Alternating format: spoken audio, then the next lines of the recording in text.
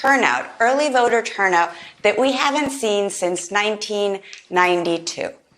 And this is frustration, especially against the Trump administration. But I've got to tip my hat to the grassroots organizations that have been humping it for the past decade here in Texas and other swing states like Georgia. So this isn't coming out of thin air. This is coming out of amazing organizational efforts that are pushing folks to the poll and giving them the tools that they need. Ben, nothing gives me quite the thrill that you slipping into my DMs and telling me you have new polling does. Your polling finds that Biden is leading with young voters and undecideds are leaning toward him, too. So who are these undecideds, right? Who are these undecideds 9 days out? And how does the Biden campaign nudge them over to their camp?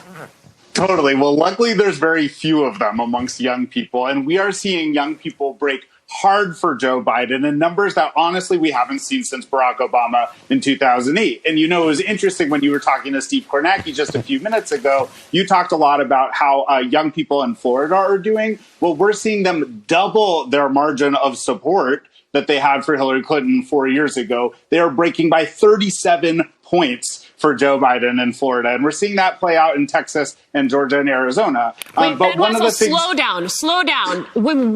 That is a huge differential. To what do you attribute that difference in support?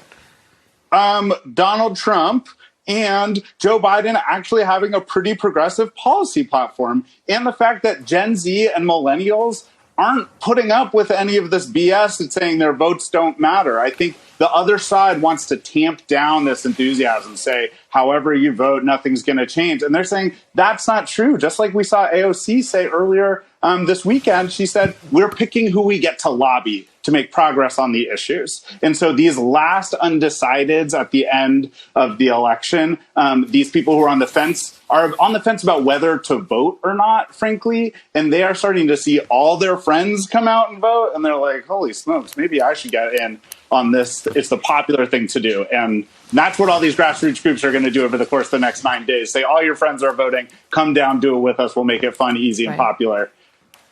Right. The FOMO effect. Sarah.